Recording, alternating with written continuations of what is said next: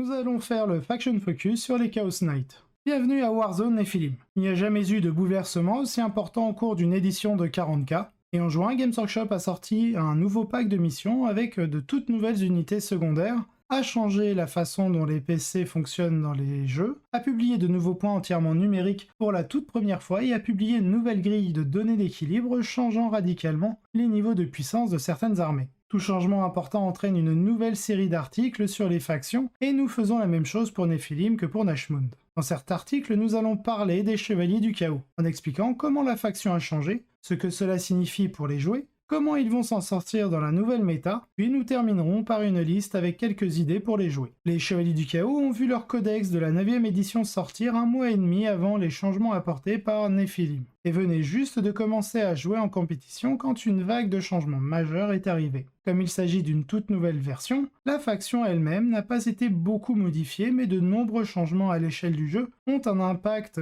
important sur la faction. Les changements notables. Comme nous l'avons mentionné, les Chevaliers du Chaos ont reçu moins de changements spécifiques dans Nephilim et ont été plus affectés par des changements à l'échelle du jeu, bien qu'il y ait eu plusieurs facs qui ont ajusté les choses pour la faction. Les modifications de la fac. Plusieurs modifications de la fac postérieures à Nephilim ont ajusté la faction. Les modifications de la fac. Plusieurs modifications de la fac postérieures à Nephilim ont ajusté la faction. Le stratagème Longleash peut désormais être utilisé lors de la phase de commandement de l'un ou l'autre des joueurs, tandis qu'Aura de corruption est devenu moins cher sur les War Dogs et plus cher sur les modèles de classe tyran. Le plus important de ces changements est cependant l'ajustement de Tempête des Ténèbres. Nous l'avions tous vu venir, mais le fait de devoir effectuer l'action Tempête lors de votre propre phase de morale rend cette action beaucoup moins intéressante, bien qu'elle reste décente. Il est intéressant de noter qu'avec ce changement, vous ne pouvez marquer que 12 points sur ce secondaire puisque vous ne marquez pas de points à la fin de la partie. Des changements dans la construction des listes, le détachement auxiliaire super lourd devenant gratuit, s'il correspond à la faction de votre seigneur de guerre. Cela ajoute effectivement un emplacement gratuit aux chevaliers qui sont limités à seulement 5 unités en détachement super lourd. Comme les détachements auxiliaires super lourds des Chevaliers du Chaos agissent comme des détachements normaux de Chevaliers du Chaos, si vous incluez 3 figurines de chien de guerre, donc de War Dog,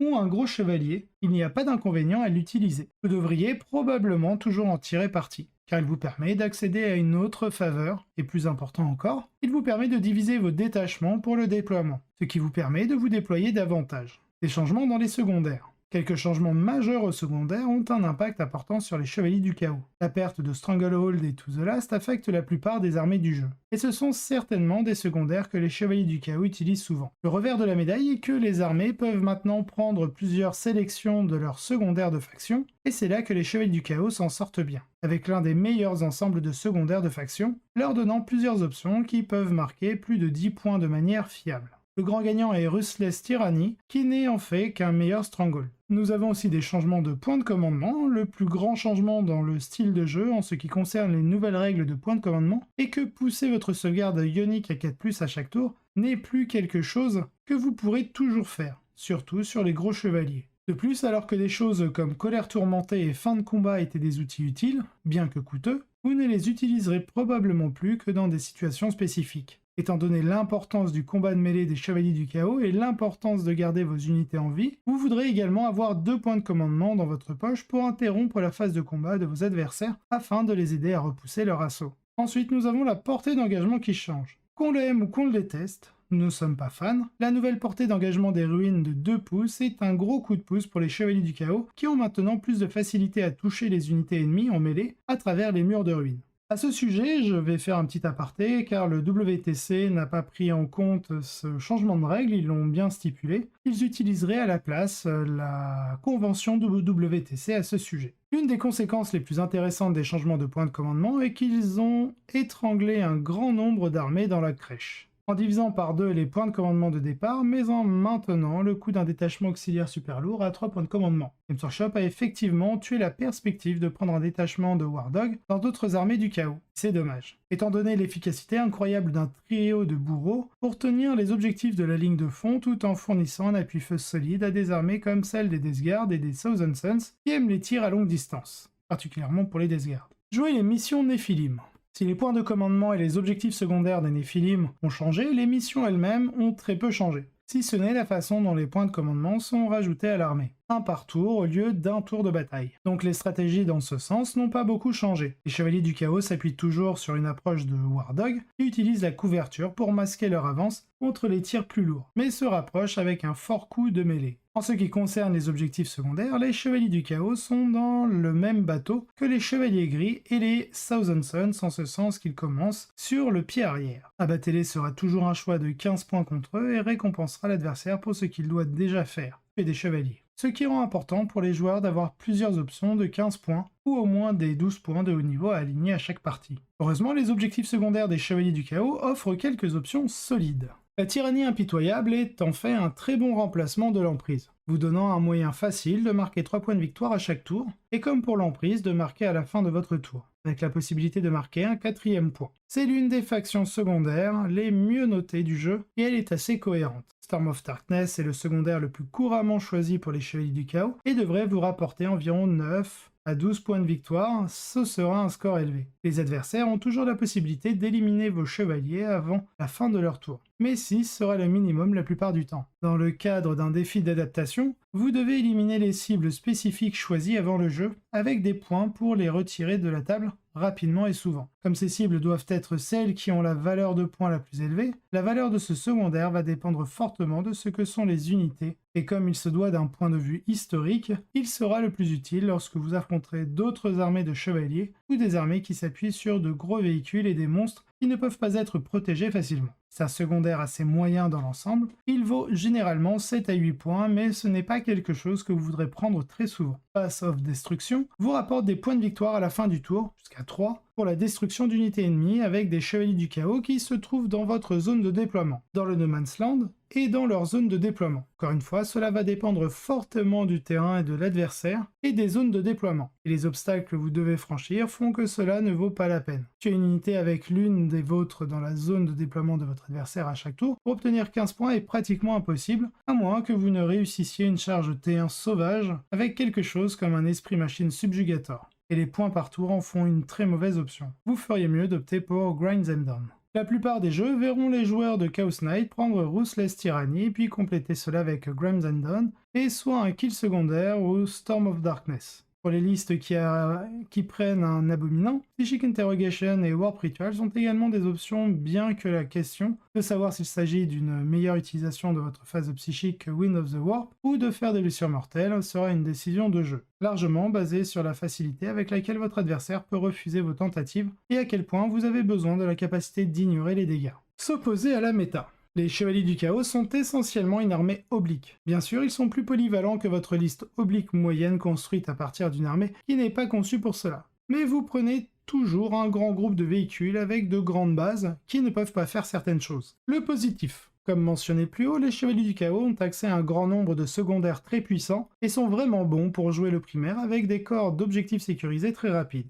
Dans beaucoup de match-up, vous pouvez vous attendre à tenir plus d'objectifs dès le tour 2. Surtout si votre adversaire fait l'erreur de sous-estimer la vitesse de vos gros robots. Les chevaliers du chaos sont également équipés pour être actifs dans chaque phase du jeu et peuvent apporter une armée entière de menaces hybrides, qui peuvent être aussi mortelles en mêlée qu'en tir. Les iconoclastes sont particulièrement bien adaptés aux cibles de l'armure de mépris, puisqu'ils peuvent faire passer des objets comme la chaîne talon du faucheur à AP-5, ce qui vous permettra de découper l'armure avec facilité. Les chevaliers du chaos s'en sortent également bien contre l'Anmech, où ils n'ont pas vraiment à craindre les menaces de mêlée de la faction et où le manque de canons laser Conis dans les armées modernes leur donne de l'espace pour se déplacer. Alors là-dessus, petit bémol, vu que les Iron Strider Ballistari ont récupéré le mot-clé corps, je pense qu'on en verra encore plus que d'habitude. Les difficultés. Le plus gros inconvénient des chevaliers en général est aussi l'une de leurs plus grandes forces. Vous n'avez que des véhicules. Les armées comme les Tau et l'Astra Militarum, très lourdement blindées, transformeront vos robots en tas de cendres assez rapidement si vous ne faites pas attention.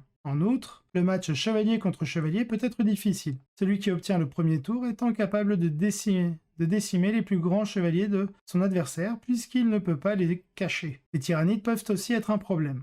Les listes qui prennent un abominant peuvent aussi avoir du mal contre les armées de psycheurs comme les Thousand Suns et les Grey Knight, parce qu'ils perdent l'option Arborer la sorcière tout en s'ouvrant en secondaire comme Wrath of Magnus, et la durabilité supplémentaire qu'ils obtiennent avec Wind of the Warp ne compense pas les points qu'ils perdent, et ils ne gagnent pas assez en défense psychique. Construire une liste.